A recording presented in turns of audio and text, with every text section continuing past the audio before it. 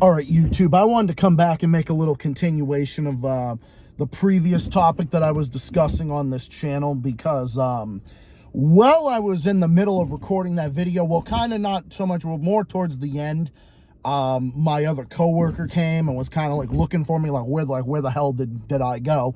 It was the end of my shift, so I had to go in and take care of that and then head home and start heading home. So I am home safe and sound. Took it slow and drove for the conditions, and I am home safely in this, snowing at the moment, but hey, that's New England. That's how it is here in New England, but that's just how it is.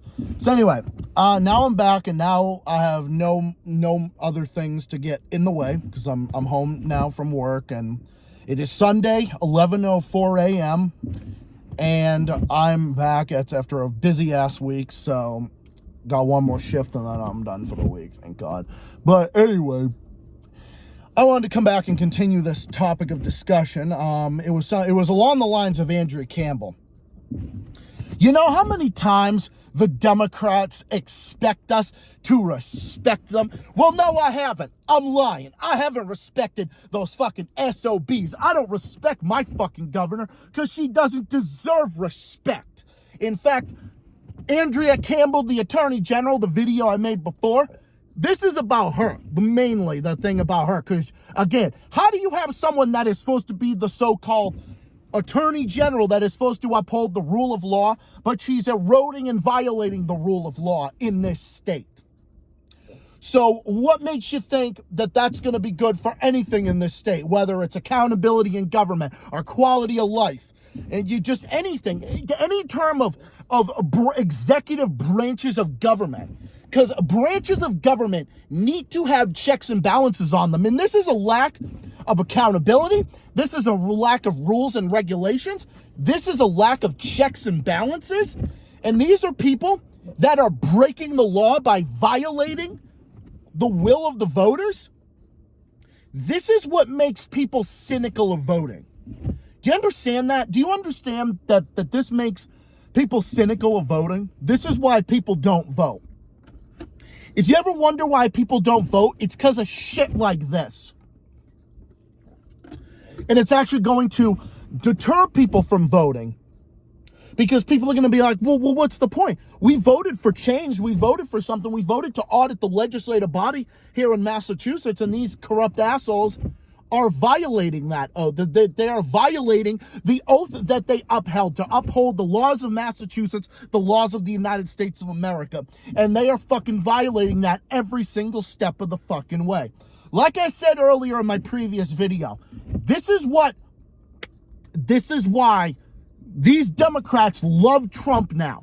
They love to have Trump in office so they can blame him for their failures when Trump does stupid shit with his, with his corruption. It's like Trump has, he has bad character and bad morals and everything, but whereas the fucking Democrats have just bad math and bad management. That's basically what they have. So it's a race between the neocons and the neoliberals. You got bad ethics and bad math. Pick your fucking poison. I mean, that's what it is. But I'm an independent, and I vote for the person who I want to be in office. Who am I going to vote for next year? Oh, I'm going to vote for anyone. Anybody who is an opponent to Maura Healey, I will be fucking voting against her. Every single bit of that administration, I will be voting against.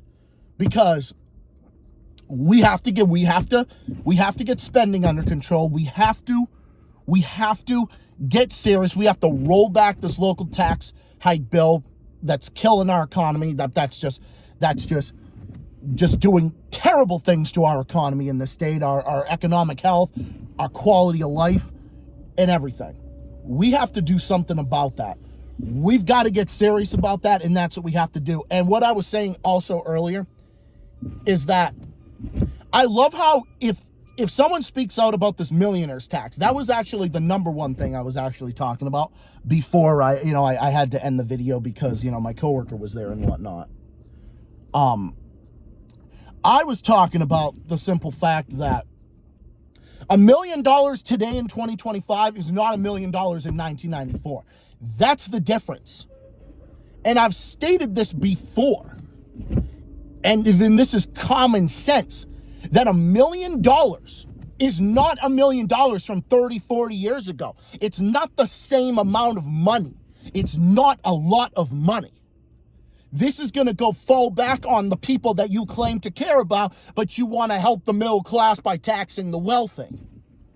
But you don't tax the wealthy by taxing $1 million. That's not the way to go about it. You don't go about it by doing that. The ones that you tax the big corporations, the McDonald's of the world, the Amazons, the big box stores. They can afford it. Let them pay the taxes. Let them pay a corporate tax rate. Let them pay that. I'm totally all for that, man. I am totally all for that. I have never been against that one time. That has never been, I have never said, oh, I want lower taxes for the rich and everything else. That has never been my principle. And I'm sure there would be people that would love to twist that around, because it's just not true. Because it is simply not true. And this fake promises by this administration in this state, wanting things like free school lunches in the state when they can't even afford to pay for problems and to fix their way out of problems that they have right now. It just doesn't make any sense. I mean, it's like, oh, come on. I mean, me, someone who's economically left but socially conservative. Oh, what? My socially conservative principles want children to starve. Yeah, I'm against the millionaire's tax because I want children to starve to death. It's like, get the fuck out of here. That is not reality. And anybody who says that is lying out of their fucking ass, okay? Okay, why don't you ask my dad, who is opposed to the millionaire's tax, okay? Does my dad think that children should go to school starving to death? Oh, well, this millionaire's tax is paying for children's school lunches and everything, and universal school lunches, so yeah. But, I'm against the millionaire's tax, but still, we think that children should starve to death. It doesn't make any fucking sense, okay? Because none of it makes any sense, because school lunch should have already been free years ago. That's the thing. Free school lunch should have been a thing a long time ago. It should have been a thing a long time ago. But it's a smoke and mirrors. It's a cover-up. It is a way for Maura Healey and this corrupt administration, Andrea Campbell in general, to want to sit there and want to claim victory over it, thinking that it's such a good idea. Yeah, you're gaining a lot of money right now in the long run, but what's going to happen when that money dries up? What's going to happen when the rest of the people, with the rest of high earners end up getting up and leaving the state? Who's going to be left? Low and middle income people are going to be left to tax, and those are the people that are going to get hit the most. Just like we have over and over and over again with these record high local taxes that Andrea Campbell has presided over with this corrupt administration. Well, she's not really more in charge of taxes. She's more about the law, but it's the audit. It's the this, it's the that. It's all this. It's the lack of accountability. It's the lack of accountability. Like Massachusetts has an educated workforce, has a decent business environment. Like there's a type of environment that they could have, that we could have in this state, where there's so much potential. It's like, you got a lot of diversity in this state. This state is also very diverse. It's very diverse. There's a lot of good things about it. There's a lot more, better access to public transportation in a lot of areas. I mean, some areas are not as good as others, but there is definitely better. And it's like, if we had spending under control, if we had the tax burden reduced, we would actually have more money at the end of the day. If the middle class had more money in their pockets, and we had the middle class working, and we had the middle class better off in this state, and not strangled by more taxes and more regulations, and small jobs and small businesses being strangulated, which actually deters jobs and investment from being in certain places, including here under this administration. It just makes it harder for the rest of us, the middle class, people that work in over 90% of people, 2 out of every 3 jobs are done by small businesses. Like we work in an organization, you work in a one like here. It's like you work in a situation like that. What do I believe in my administration? I believe you got to regulate capitalism. You have to absolutely regulate capitalism. Capitalism has to be it has to be regulated because obviously we have to have a plan that looks at both sides of the occasion. That's what I believe in. You got to have a plan that looks at both sides of the occasion. That's what you have to do. You have to have a socially balanced principle. You have to have good economic management. You have to have good management. You got to have good management. You got to have accountability in government. Accountability in government is key. When more people are working, when there's a strong way of doing things, and there's more of that, and there's just better things. There's more. Everything, just every single thing about it. It just has to be better than this. You got to have a system that's just better than this. We have to have a plan that looks at both sides of the occasion. You can't just have billions and billions of dollars in new spending and say, well, what are you going to pay for? But you also can't just eliminate all the taxes and say, well, what are you going to pay for? No, we have to reduce the tax burden on the middle class. That's the number one key point. And you have to control spending in government in order to erase a deficit. And then if you have a surplus and you have a rainy day fund, then there's more money to invest. Not spend, invest. That's basic economics. Right there. That is basic economics. That's not capitalism. And anyone who says I'm a capitalist, you're out of your mind. Because I am not. I just believe in a balanced approach, and we got to take a balanced approach. But this isn't it, man. This situation is simply not it. And by the way, I have the link in the description about the job loss and business loss under this corrupt attorney general and this corrupt piece of shit. So I have every single bit of it. We can go back to it over and over and over again, and it doesn't matter. You could elect a new Democrat. I'm not saying I'm beholden to the Republicans. I'm not. I'm just saying at this point, I'm willing to bet my money on anyone over Maura Healey at this point.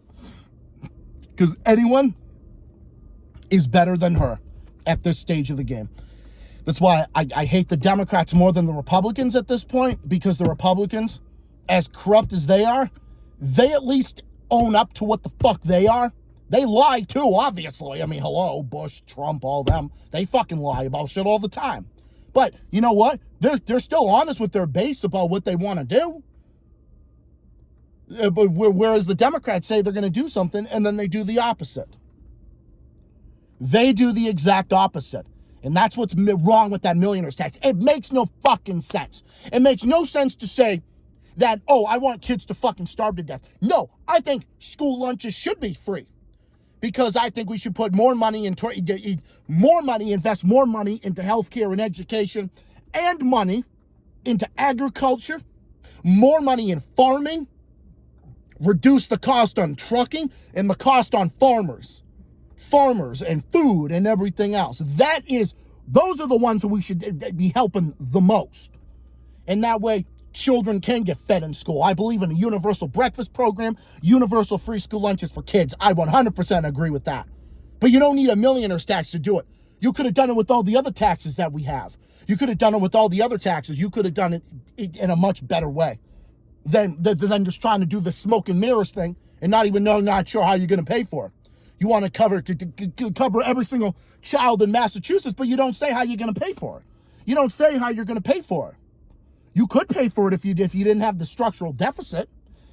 If you didn't have the structural deficit that you caused, then maybe we would. Because you increased spending by 10% in 3 years. That's in your third consecutive year in office. That's at a rate higher than 37 other states. That means only 13 other states raise spending the way that this administration has. It doesn't make any sense. And that's what's going to happen. That's why people are going to get up and leave, and that's why people are going to choose a state without this type of thing. We've seen this again and again and again. We see what happened with Connecticut, New York, and New Jersey, where they're like 47, 48, 49 out of 50 states in terms of tax climate. It's really ugly in terms of restriction of freedom. And let me just point this out here. If you don't have freedom in your economics, if you're not economically free, there's no freedom. You're not free if there's not economic freedom.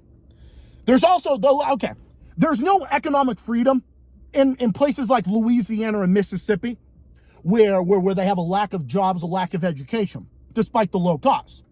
But yet, there's also no economic freedom in a place like New York or New Jersey or California or Connecticut or Rhode Island or something, or even here under this administration, when you have all these burdensome regulations that are just so difficult to maneuver, and the regulations are always changing. People say they moved to New Hampshire, they moved to Maine, they moved to Virginia, they moved to Delaware, they moved to Florida or Georgia or Ohio or someplace like that. They get things done way quicker. They move to Ohio or Indiana or something. They get things done way quicker.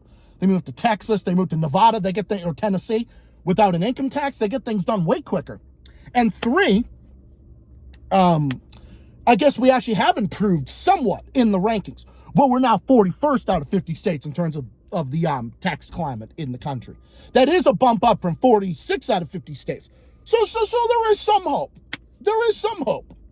But the only way we can improve and get back to and even to be in the middle of the pack is better. I'm not saying we have to be number one, although I would love for Massachusetts to be in the top 10 best tax climate, because it would be great. Because it would actually create more innovation and more jobs and investment here. It would actually make our economy thrive. Well, we have before. We have before with Bill Weld and Paul Cellucci. We have with Charlie Baker. Not anymore. Not with this. In all honesty, you need someone.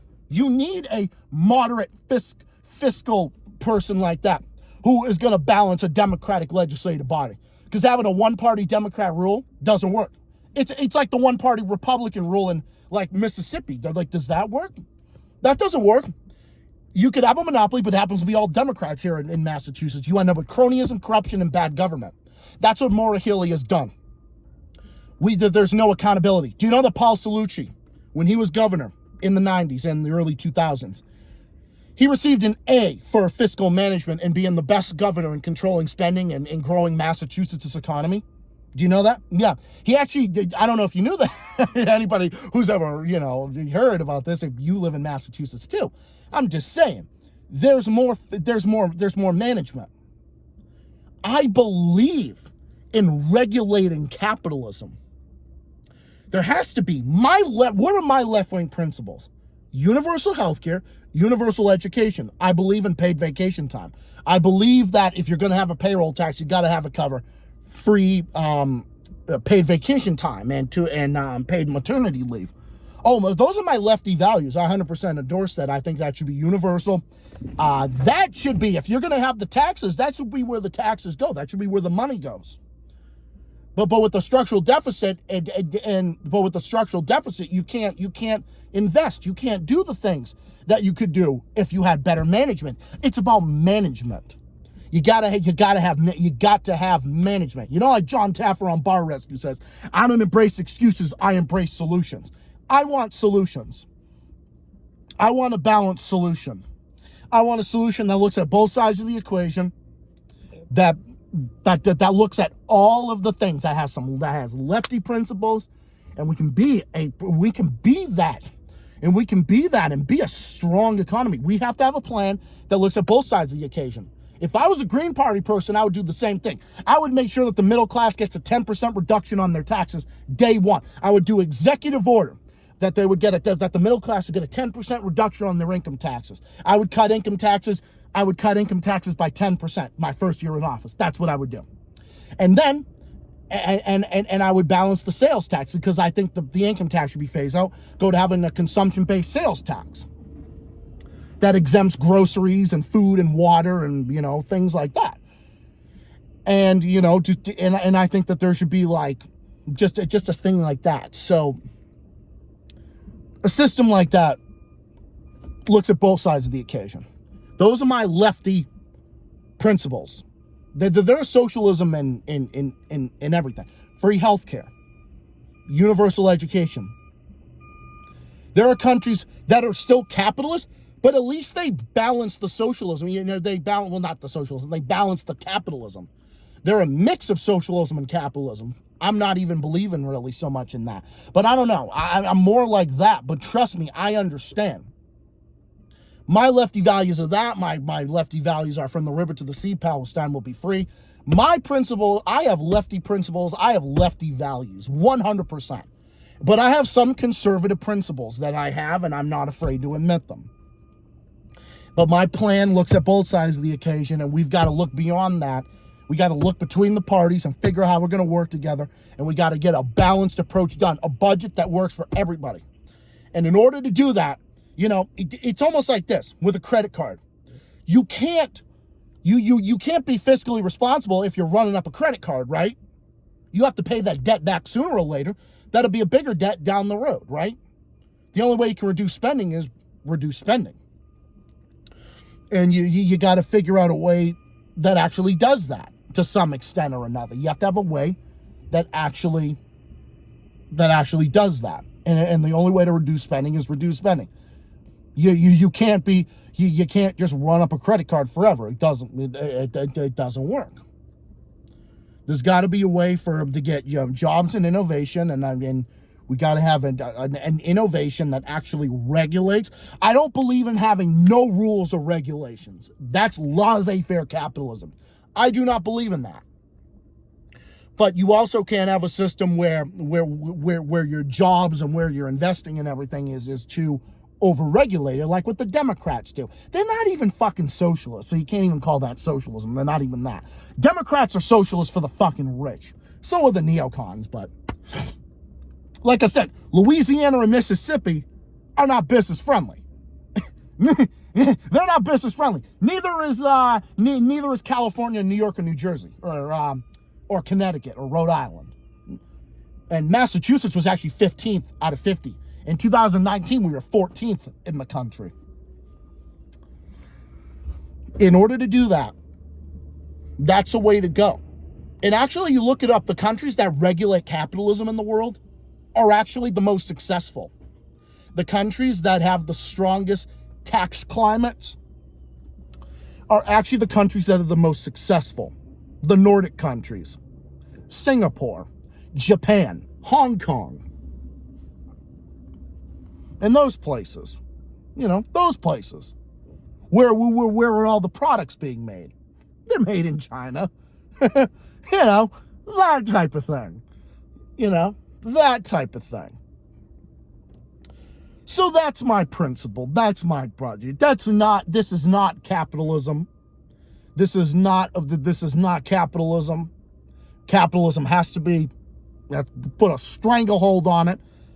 But you can't have no rules or regulations, but you can't have too many burdensome regulations. You just got to have something that looks at both sides of the occasion. You can have economic left wing, you can have economic leftism, you can have all that, while at the same time having fiscal responsibility. You look at a plan that does both sides of the occasion. And that's balance. And that's what I'm looking for. And that's what I support. That would be what I would do. And in order to grow, you have to grow. And if you control the growth, the more you control the growth, you grow. So those are my principles. That's what you got to do. That's the reason behind the problem with that millionaire's tax. The problem is it's not even a wealth tax that I have an issue with. It's the fact that it's poorly handled. All the states that have done it, they did it because they poorly handled it. They didn't do it like the Scandinavian countries did. They didn't do it like, say, like Cuba or some other place like that. The socialist countries do. They do it in a different way. They do it in a much different way. They don't do it in a way that is just a small amount of money. That's not even a lot of money. They go after the billionaires. They go after they regulate the big corporations like the Amazons and the McDonald's and the ones like that. It's the small businesses that create 2 out of every 3 middle class jobs anywhere, just about. And also free Palestine, because look at what Israel has done to, and I know I'm kind of going off in a different direction, but look at what the Palestinians have had to deal with their jobs and their businesses. Look at what happened to them. Look at what happened to them. Look at the shit that goes on in this world today. Kind of just catching up with stuff that's going on because it's just been a busy fucking week for me. It's been a busy week for me. So that's why I wanted to make a longer video to kind of tide you guys over. But anyway, from the river to the sea, Palestine will be free. I'm always going to add that because the Palestinian people are in my heart and they will be. Fuck Zionism. Fuck Israel. That'll always be in my heart, 100%. I have just as much of a disdain for the politicians in Washington, D.C., than I do on Beacon Hill. The ones that we've got now. That's how bad they are. You have to do something that makes sense. None of these assholes make sense. Even the other ones don't make sense. Tariffs don't make sense. Tariffs are just taxes by another name. That's what Republicans call them. But they don't want to talk about that. Democrats call taxes up the ass. That's what they call them. Do something better than that, because I don't want either Maura Healey, and I don't want Maura Healey in office because Maura Healey, and I don't even want Trump in office. I don't like Trump.